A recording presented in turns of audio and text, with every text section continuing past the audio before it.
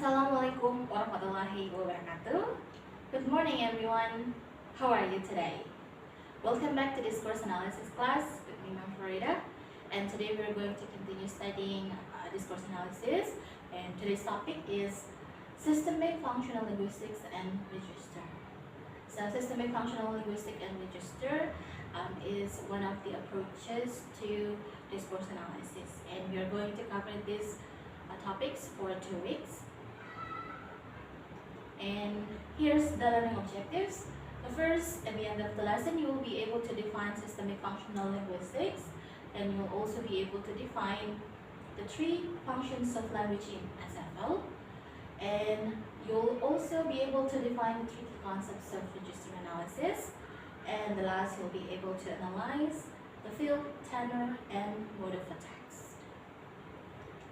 So, what is systemic functional linguistics, or disingkatnya SFL? The theory of systemic functional linguistics, or SFL, is developed by M.A.K. Halliday and his followers, where the S, systemic ini, refers to how language is viewed as a network of interrelated systems or a set of choices for making meanings. Well, in simpler term, kita bisa menyatakan sistemiknya di sini ini merujuk kepada bahasa dalam bentuk formnya atau struktur dari sebuah bahasa. While the F for functional refers to what language does and how it does it. Nah, untuk functionalnya sendiri ini melihat dari fungsi dari bahasa tersebut. So, I have 2 examples here. Open the door di sini. Ini merupakan sebuah form of a language, jadi merupakan sistemiknya. Kemudian function dari open the door ini salah satunya adalah a command, sebuah perintah. Well, when somebody want to express a meaning of a command, dalam hal ini adalah membuka pintu, open the door, yang dipilih menjadi form of language-nya. So there are many other languages or forms that we can use when we are going to give a command di sini, memberikan perintah, but the choices taken by a speaker ini bisa kita lebih lanjut lagi menganalisisnya berdasarkan dengan selain fungsi juga makna yang ingin disampaikan. And another example here is, would you mind opening the door? Ini merupakan form dari or systemicnya di sini, form of the language, and then the function here as a request.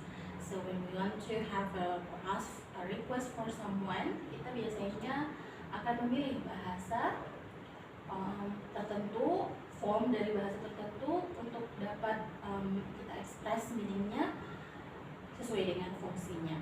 Well, again, there are many other language forms that we can use when we want to make a request, and depending on the situation and other elements,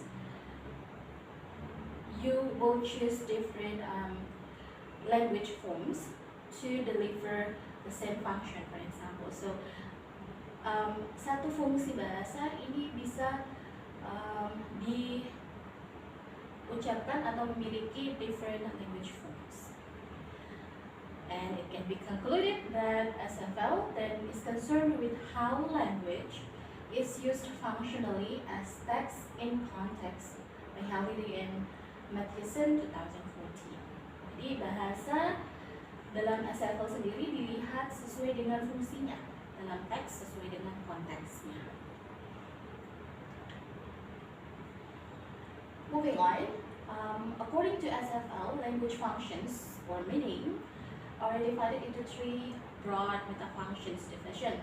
The first is ideational, interpersonal, and textual. So, what is ideational metafunction? Ideational metafunction is concerned with the things in the world. Spesifiknya ini beberapa elemen, 3 elemen di sini. Proses, contohnya run, walk. Di sini kajiannya yang biasa kita sebut sebagai verb. In SFL, mereka mengatakan atau istilahnya adalah proses. And then the other element is participants. like she, the he, she, or man. In other words, it's the subject. And the last is the circumstances. Circumstances concerns or refers to how, when, and what about the process. Di sini ada at home menyatakan when, where, kemudian yesterday di sini menyatakan when. Furthermore, additional meta function is divided into two components. The first is the experiential component, berhubungan dengan experience and understanding of the world. And the logical component ini berhubungan dengan logical relations, berhubungan dengan bagaimana satu kalimat dan kalimat lain saling berhubungan secara logik. Next, interpersonal meta function. The interpersonal function has something to do with the relationships between participants, and it's not only in spoken text but also in written text. Sedangkan untuk written textnya ini berhubungan dengan how the writer interacts with the reader.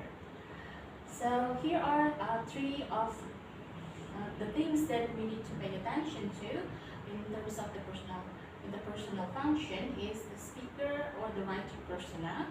Jadi bagaimana sih persona dari si penulis atau si penuturnya, karena ini akan menggambarkan bahasa yang digunakan. Social distance di sini berhubungan dengan kedekatan, keakraban hubungan antara participants. Karena ketika kita berhubungan baik atau akrab dengan seseorang, maka bahasa yang kita gunakan will be different with when we are dealing or talking or communicating with someone we meet for the first time. And relative social status refers to different social status will reflect the language we use. Jadi ketika kita memiliki status tertentu, bahasa yang kita gunakan akan berbeda dengan status sosial tertentu yang dimiliki oleh orang lain. And the last meta function is the textual. The textual meta function relates to the construction of text and how it is held together and what gives it texture. So here I have an example of what we call theme and rhyme. We're going to discuss about theme and rhyme under thematic development later. So here, when someone says Santi ate the cake, yang ingin ditekankan pada kalimat yang bentuknya Santi ate the cake atau kalimat aktif ini adalah si Santinya. Meanwhile, ketika kita melihat di bawah the cake was eaten by Santi, here the focus is on the cake. So when we use different types of sentence, active or passive, we are focusing on different aspect of the sentence here. So it has something with the construction of the text, how the text is held together. It has something to do with the cohesion and coherence. We'll talk about that in the next meeting. That's textual meta function. Well, now the meta functions, the three meta functions I have just explained previously, are related to features of in SF called context of situation.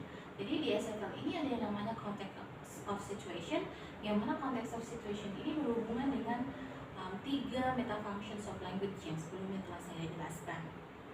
And here features dari context of situation ini disebut sebagai contextual parameters. And tadi menyinggung kepada hubungan dari meta functions dan context of situation di sini.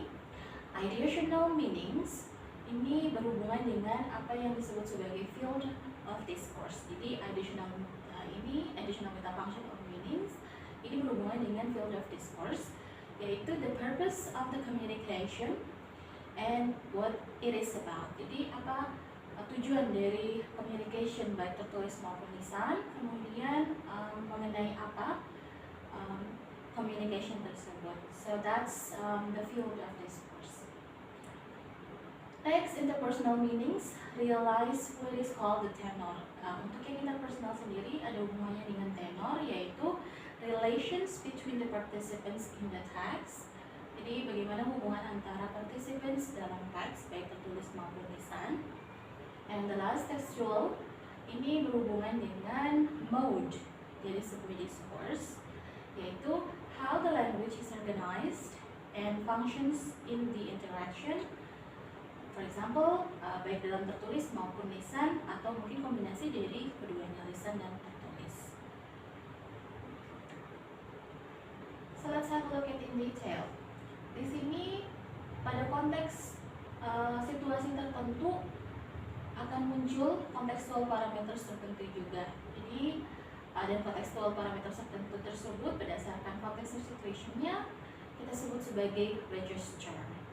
Nah, register ini adalah yang Halliday Hasan tahun 1989-nya define as a configuration of meanings that are typically associated with a particular situational configuration of field, mode, and tenor. Atau lebih simpelnya, register ini merupakan a set of linguistic choices. Jadi linguistic choices apa ya, yang berasosiasi dengan particular situation. Jadi ada situasi tertentu di mana situasi tersebut mengharuskan beberapa atau set linguistic choices tertentu yang digunakan. Nah, contohnya situasinya di sini, for example, ini related to professional activity. Contohnya the language of teachers, it will be different with the language of doctors and students and other professional jobs. Ya. Kemudian ada hubungannya mungkin dengan interest, di mana contextual parameters atau register yang digunakan di sini akan berbeda. For example, like bridge playing, bird watching, music making, and other kegiatan hobi.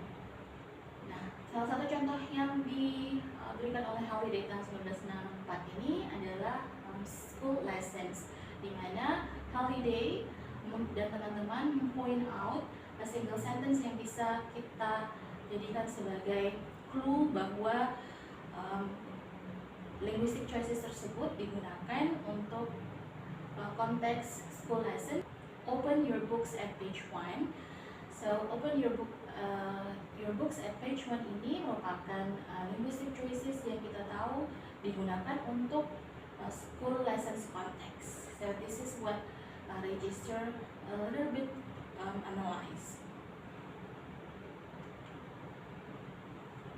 And well, class, when we are doing our analysis in terms of the register of a discourse, we can focus on these three aspects. The first one is the field of the discourse. Here, the field refers to what is going on in the text and the area of language activity, said by Halliday and all 1964. Here, in some situation, language accounts for the great part of the activity, for example, an essay or academic discussion. Jadi bahasa yang digunakan di sebuah essay or academic discussion will be different with another form of written text, for example. And register juga bisa kita analisis dari segi dari fieldnya ini masuk kategori subject of matter-nya. Bahasa yang digunakan ketika kita membahas atau menuliskan tentang politics will be different with history and biology. So that's field is. Next aspect is tenor. Tenor di sini refers to or related to the relations between the participants. Di mana di sini level of formality ini menjadi primary distinction-nya. Seberapa formal penggunaan bahasa ini dilihat dari hubungan antar participants-nya. Sehingga untuk kajian dari tenor registernya ini dilihat dari colloquial and formal registers. The last one is the mode. Mode-nya di sini adalah medium atau channel yang digunakan untuk communication. Apakah dalam bentuk spoken or written form? Nah, untuk yang spoken written form sendiri ini bisa dalam bentuk newspaper atau advertising. Dan masing-masingnya ini akan memiliki register yang berbeda. Dan untuk spoken sendiri, spoken formnya bisa dalam bentuk contohnya casual conversation atau formal interview, dan registernya juga pasti berbeda. So that concludes our discussion on systemic functional linguistics and register.